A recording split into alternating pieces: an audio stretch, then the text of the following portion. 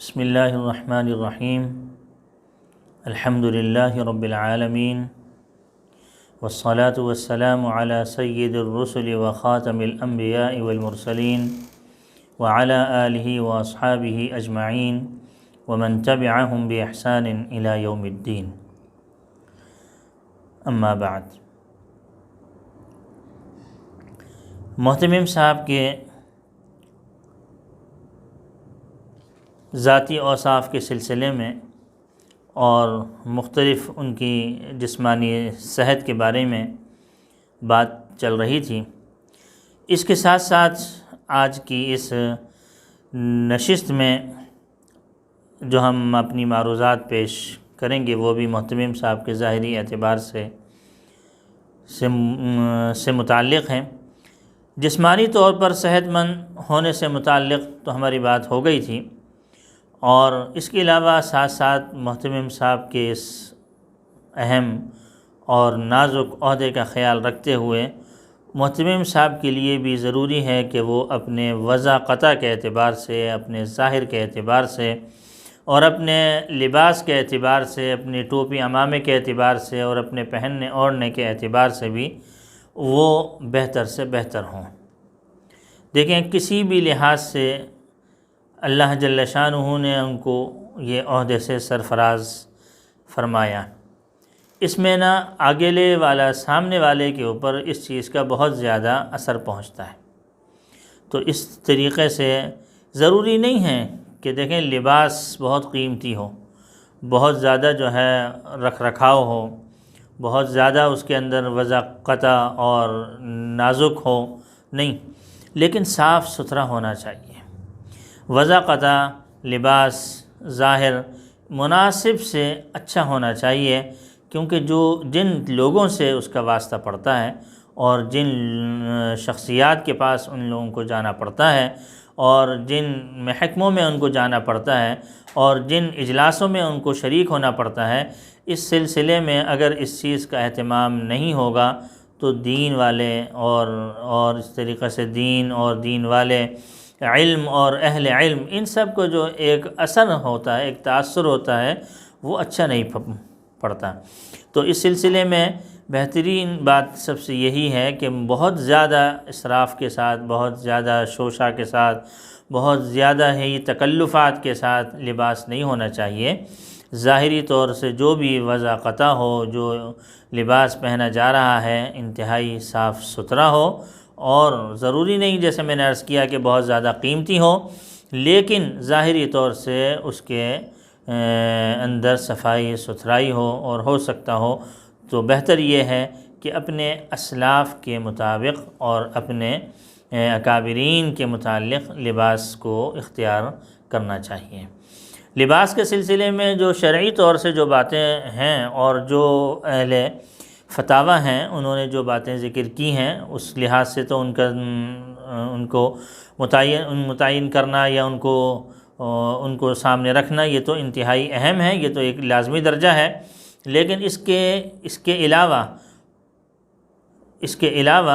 اس طریقے سے یعنی اس طریقے سے معاملات ہوں اور اس طریقے سے لباس ہو کہ اس کے اندر کسی بھی قسم کا کوئی تکلف بھی نہ ہو اور کسی قسم کی کوئی نمائش بھی نہ ہو، لیکن ہو بہت اچھے انداز کا اور صاف ستھرا اور ہمارے اکابرین اور بزرگان دین سے متعلق ہو اور سنت کا اتباع اس کے اندر جھلکتا ہو۔ ظاہری اعتبار سے تو وضع قطع کے اعتبار سے یہ بات ہو گئی، اور عمومی اعتبار سے جو محتمم صاحب کی جو عادات ہوں وہ بھی اچھی ہوں۔ عادات کا مطلب یہ ہے کہ محتمم صاحب کا اٹھنا، بیٹھنا، کھانا، پینا، ملاقات کرنا، معانقہ کرنا، مصافحہ کرنا اور دوسروں کے ساتھ جو برتاؤ ہے وہ ان تمام چیزوں کا اچھے انداز سے کرنا، اور ظاہری طور سے جو ان کی اپنی عادات ہیں سونے بیٹھنے کی اور اس طریقے سے دفتری اوقات میں جن چیزوں کی آدمی کو یعنی عادت ہوا کرتی ہے یا پڑھاتے وقت جن چیزوں سے واسطہ پڑتا ہے، ان تمام چیزوں میں محتمم صاحب کی عادات اچھی ہوں، کسی بھی قسم کی کوئی ایسی گری ہوئی حرکت یا کسی بھی قسم کی ایک ایسی نازیبہ حرکت جو کہ مجلس کے آداب کے خلاف ہو، ایسی قسم کی کوئی بددعانہ حرکت، جیسے ہم لوگ کہتے ہیں کہ اعرابی پن جو ہے وہ ان کے اندر نہیں ہونا چاہیے، اچھے انداز کا وہ خیال رکھتے ہوں۔ اس لحاظ سے عادات ان کی یعنی بہت بہتر ہوں اور بہت اعلیٰ ہونی چاہیے کہ ہر ایک آدمی، ہر فرد اور ہر شعبے کا اور ہر طبیعت کا آدمی ان کے ساتھ چل سکتا ہو۔ دوسرے معاملے میں مدرسہ اور اہل مدرسہ کی بھی حقوق کی رعایت رکھتے ہوں اور حقوق اللہ اور حقوق العباد میں بھی کسی قسم کی کوئی کمی نہیں رکھتے ہوں۔ اور دیکھیں، اور آگے میں عرض کرنے لگا ہوں کہ سادگی اور بد سلیقہ مندی میں فرق رکھتے ہوں۔ ایک ہوتا ہے سادگی اور ایک ہوتا ہے بد سلیقہ مندی۔ سلیقہ مندی کے ساتھ، رکھ رکھاؤ کے ساتھ، زمانے کے مختلف حالات و احوال کو بھی دیکھتے ہوئے اور اس طریقے سے جو علم اور اہل علم کے جو تقاضے ہیں ان کو بھی سامنے رکھتے ہوئے اور بہت ہی زیادہ اس چیز کا دھیان رکھتے ہوئے ہوں کہ کسی بھی طریقے سے ہمارا یہ رکھ رکھاؤ، ہماری یہ سادگی بد سلیقگی میں نہ آئے اور ہمارا وقار مجروح نہ ہو۔ جہاں ہمارا وقار مجروح ہو جائے اور ہمارے اس سادگی سے ہمارے اندر بہت زیادہ ایسی چیزیں پیدا ہو جائیں کہ جس سے لوگ ہم سے بھاگنے لگ جائیں، تو اس چیز سے بچتے ہوئے، بد سلیقی سے بچتے ہوئے اور انتہائی منظم اور مرتب حد تک کام کرنا چاہیے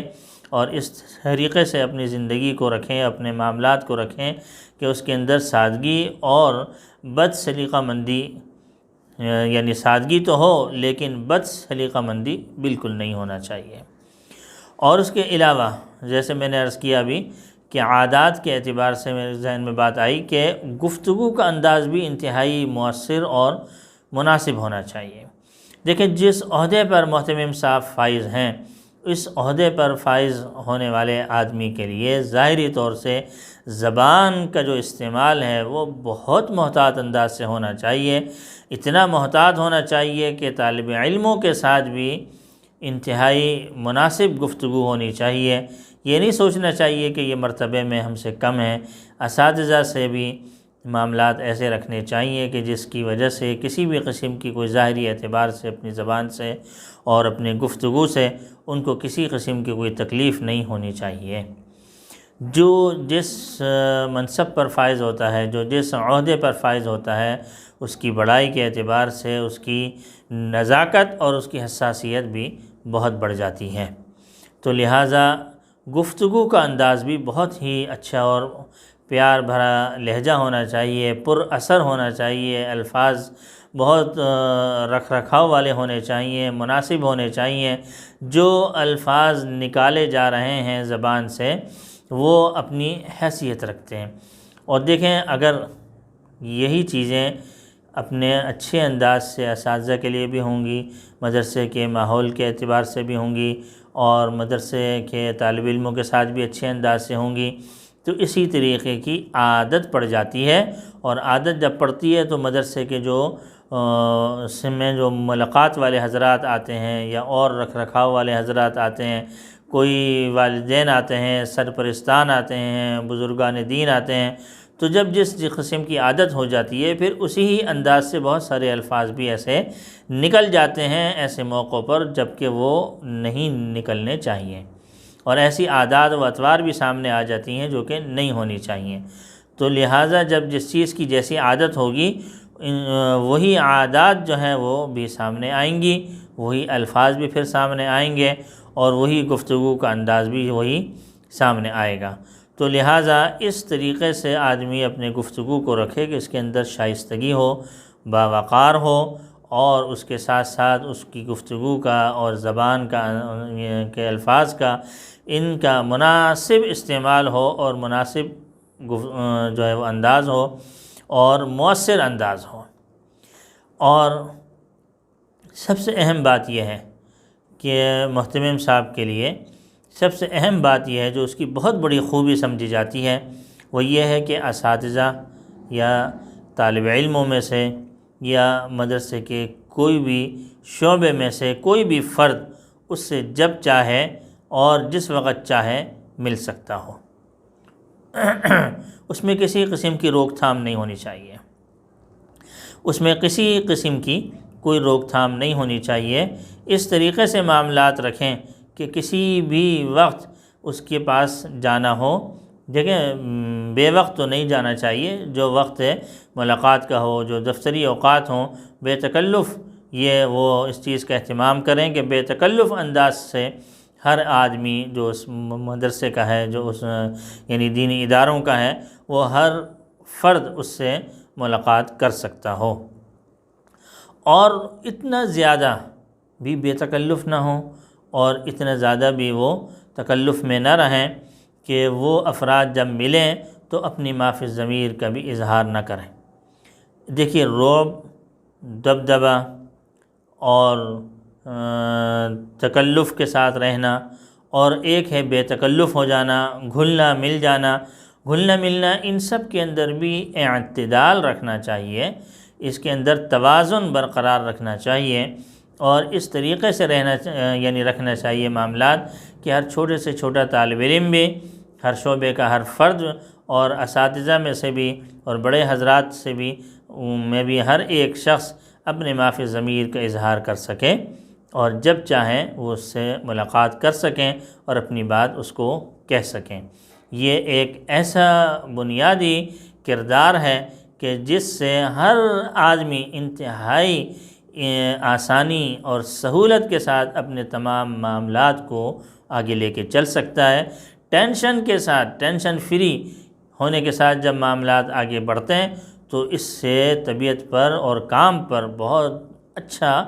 اور مثبت اثر پڑتا ہے، جس کی وجہ سے کام کرنا آسان ہوتا ہے۔ اللہ جل شانہ عمل کی توفیق عطا فرمائے، وآخر دعوانا ان الحمد للہ رب العالمین۔